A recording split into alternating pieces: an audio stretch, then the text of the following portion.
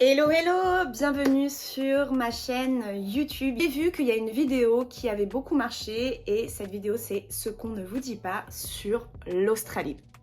Alors, j'ai fait un PVT en Australie il y a de ça, allez, 7-8 ans. Donc ça remonte quand même, mais je pense que les problèmes sont toujours là. J'ai envie de partager mon expérience avec vous parce que je pense que c'est une expérience que beaucoup d'entre vous ont envie de réaliser, surtout avec le PVT. C'est parti, ce qu'on ne vous dit pas sur l'Australie. Faut savoir que je suis partie en Australie en tant que backpackeuse, donc c'est c'est une expérience en tant que backpackeuse que je vous partage. Je sais que les étudiants ou les personnes qui ont pu travailler dans des entreprises directement en Australie vont avoir une vision totalement différente parce que clairement, selon ton statut, les Australiens en fait vont plus ou moins t'accueillir. Bref, première chose du coup, les backpackers sont exploités, voilà, c'est la main d'œuvre bon marché, ils en profitent à fond. Donc il faut savoir que les backpackers comme nous qui ont des PVT arrivent en Australie, il y a tout un système. C'est un système, voilà, pour eux, que l'Australie profite de ça. Hein. C'est pour ça qu'ils nous accueillent aussi. C'est pour la main-d'œuvre, parce que l'Australie n'a pas beaucoup de main-d'œuvre. C'est un pays énorme avec peu de population. Quand nous, on arrive de la France et qu'on va en Australie, on a un peu la main-d'œuvre bon marché. Donc, ils vous exploitent, quoi. Voilà, je vais pas dire ça d'une autre manière. Je vais être très franche. Ils vous exploitent. Donc, bien évidemment, pas tous, hein. Mais j'ai pu avoir l'occasion, en fait, quand je suis arrivée en Australie, je suis arrivée sans boulot. Hein. Du coup, t'arrives, t'es sans boulot, tu cherches des fermes. Et j'avais eu un filon d'un mec qui travaillait dans une entreprise d'orange et tout. Et il m'avait donné un prix, en fait, je crois que c'était 21... c'était par bucket, je crois. Enfin bref. Un prix initial qui avait l'air alléchant. Et du coup, je suis allée dans cette ville qui était proche de Sydney. Déjà j'arrive, donc tu dois séjourner dans un hostel. Généralement en fait les hostels ont des contrats avec les fermiers aux alentours. Donc les hostels ils marchent un peu comme les boîtes d'intérim, c'est un peu ça, c'est eux qui te fournissent le job. Bref, et du coup j'arrive dans cet hostel et je dis ouais j'ai ce filon là, ah c'est bien justement on va aller dans cette ferme là. J'arrive dans cette ferme là et en fait le prix était totalement différent, paumé en plein milieu. Vous voyez que c'était vraiment genre l'exploitation quoi. Donc je me suis dit bon non. Non, no way. Dans cet hostel-là, il y avait des gens qui parlaient d'aller à Ayr, qui était du coup dans le Queensland. J'en parle avec beaucoup d'émotion parce que franchement, j'ai vécu une expérience... Ah, je vais pleurer! Ah, non, je pleure pas. J'ai vécu une expérience incroyable, là. Mais du coup, c'est Ayr Backpackers. Je sais pas si cet hostel existe encore. Vraiment bien, du coup, c'est dans le Queensland, à côté de Townsville, dans une ville paumée. En fait, c'est le même système. Tu arrives dans cet hostel et tu payes ton loyer. Je crois que c'était 150 $ par semaine. Ce qui fait quand même du 300. Ça fait du 600 $ par mois. En sachant que tu dors avec, on était combien? Allez, des fois on arrivait à 12 dans une chambre quoi. Pour rencontrer des potes du monde entier, enfin du monde entier, entre guillemets parce que pas tout le monde a accès au PVT. Ceux qui ont accès au PVT c'est... les Espagnols ils n'ont pas accès, je sais pas s'ils ont accès maintenant. Les Français ils ont accès, les Allemands vous allez rencontrer beaucoup d'Allemands, les Anglais ils ont accès au PVT. Les Coréens si je me trompe pas, je ne me trompe pas, les Japonais aussi. Et je crois que c'est tout. Moi, c'est tout ce qu'il y avait. Ah, les Néerlandais, les Hollandais, je crois qu'ils ont accès aussi. Tu retrouves toujours les Italiens. J'ai oublié les Italiens. Désolée les Italiens. Mais à part ça, en fait, il n'y a pas d'autres pays. Par exemple, pays d'Amérique latine, ils vont plutôt étudier. Ils vont pas être backpackers, de ce que je me rappelle, parce qu'ils n'ont pas ce PVT. Je sais pas si aujourd'hui ils ont ce PVT, mais enfin bref. Donc en fait, tu es entre ces personnes-là, entre ces nationalités-là.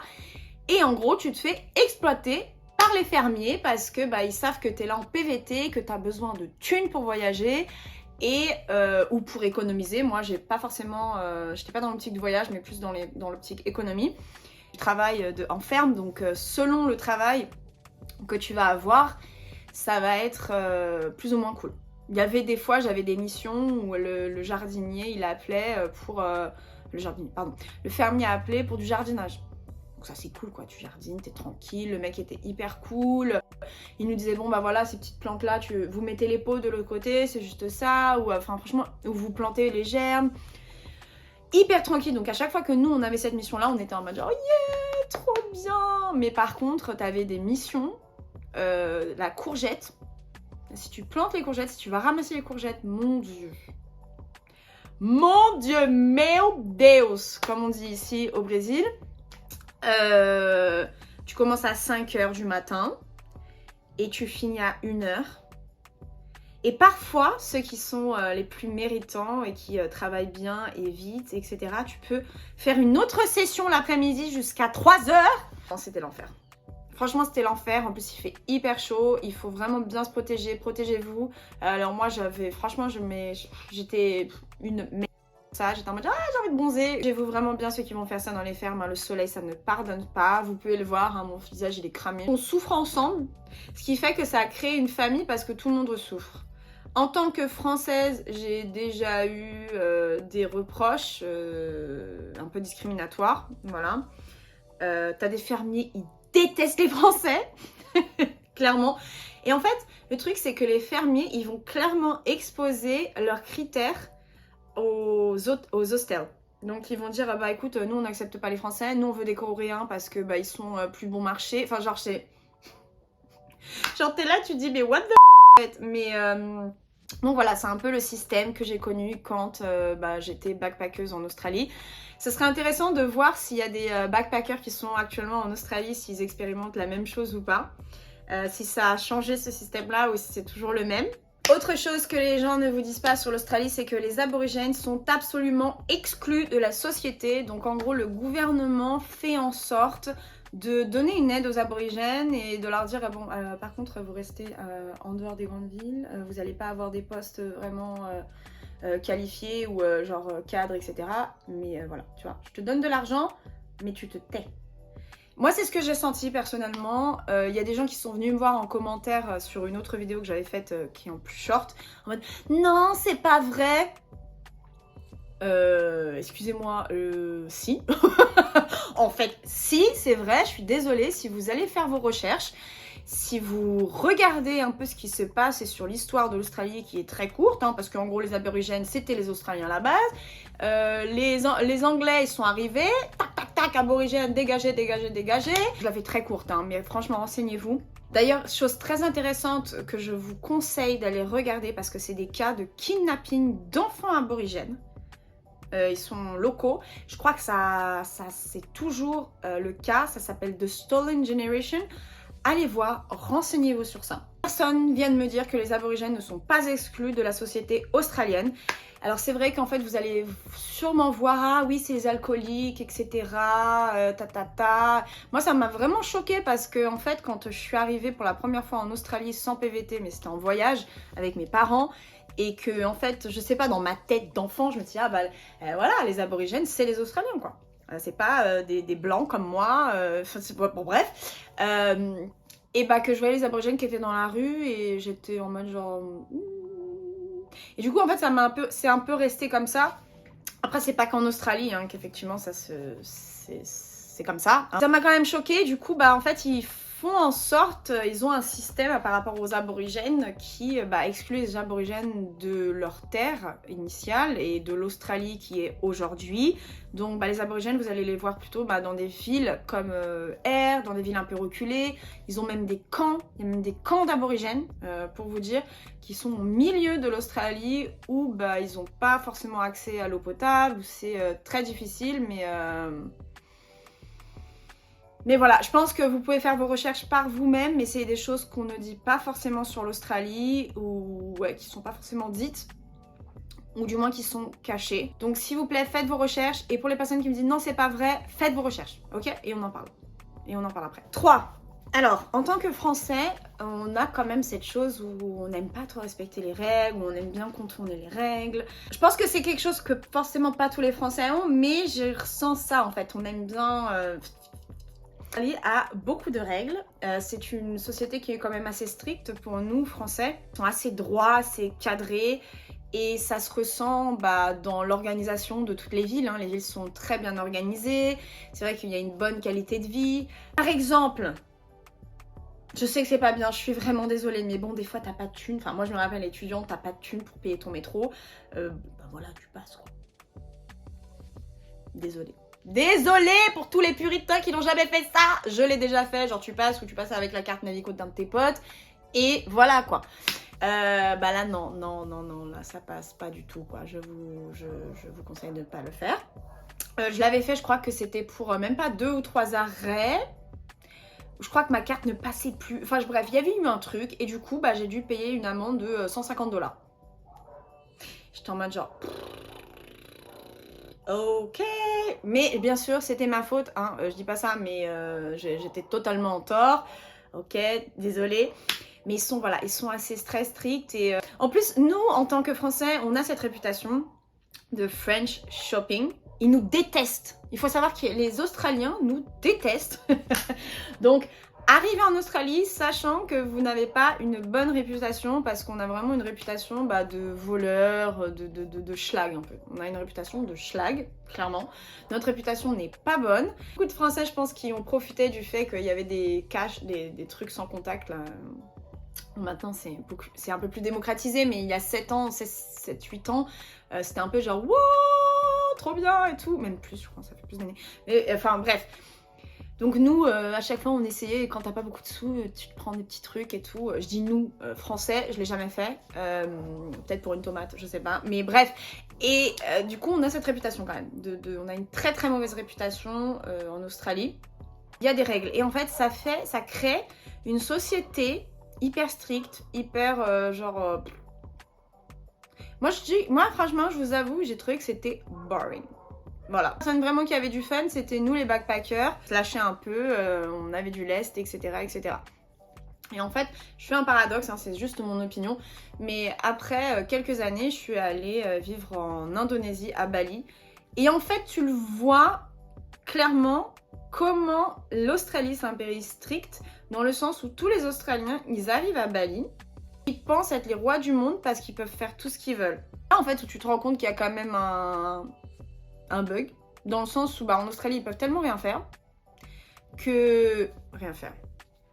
Il y a tellement de règles que, en fait, quand ils arrivent à Bali, qu'ils sont en mode genre, ah, wouh, je suis pas obligée de porter de casque, ah, je peux boire dans la rue, ah, je peux faire tout ça, ils sont en mode genre, wouh, ils pètent des câbles et ils se sentent les rois du monde dans un pays qui n'est pas le leur et ils manquent de respect à toute une population en fait. Donc bref, ceux qui savent, ils savent, voilà. Mais du coup, c'est vraiment une répercussion qui se voit. Et pour les personnes qui me disent ah mais oui, l'Australie ça a des règles, c'est comme ça. Ok, bon, d'accord, ok. Il y a des personnes qui aiment ça. Pour moi, je trouve que c'est trop. Voilà, je trouve que c'est trop.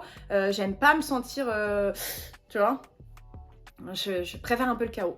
C'est bizarre d'ailleurs, mais je préfère cette notion de chaos que de contrôle en fait en continu sur tout ce que tu fais. Genre, laisser la liberté aux gens, il faut qu'il y ait un équilibre aussi, mais ouais, pour moi l'Australie sur ça, voilà, il y a pas mal de règles. Dernier point pour moi, donc il faut savoir toujours que c'est un opinion de backpackeuse, du coup je me situe en tant que backpackeuse. J'ai trouvé qu'il était très très difficile de faire des potes australiens. Savoir que j'étais pas de ces Français qui restent entre Français. J'avais un objectif quand je suis arrivée en Australie, c'était de garder de l'argent et d'apprendre à parler l'anglais. Du coup, quand j'étais dans l'hostel, j'essayais un maximum de pas rester qu'avec des Français. Même si forcément il y a des Français, du coup tu vas pas non plus leur dire non, non, non.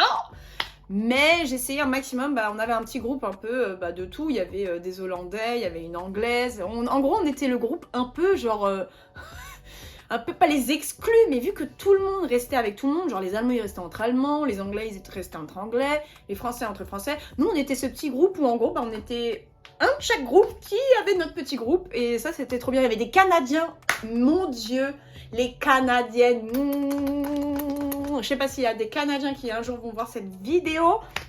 Je vous kiffe, vous êtes les meilleurs. J'ai rencontré the best Canadian ever en Australie. Ah mon dieu, c'est vraiment des souvenirs. Enfin bref, mais du coup les Australiens, donc sortie de ferme, voilà, j'ai passé mon temps en ferme, etc. Mais après je me suis dit, ok, bon, l'expérience ferme, bon c'est passé, je vais essayer de tenter une autre expérience professionnelle.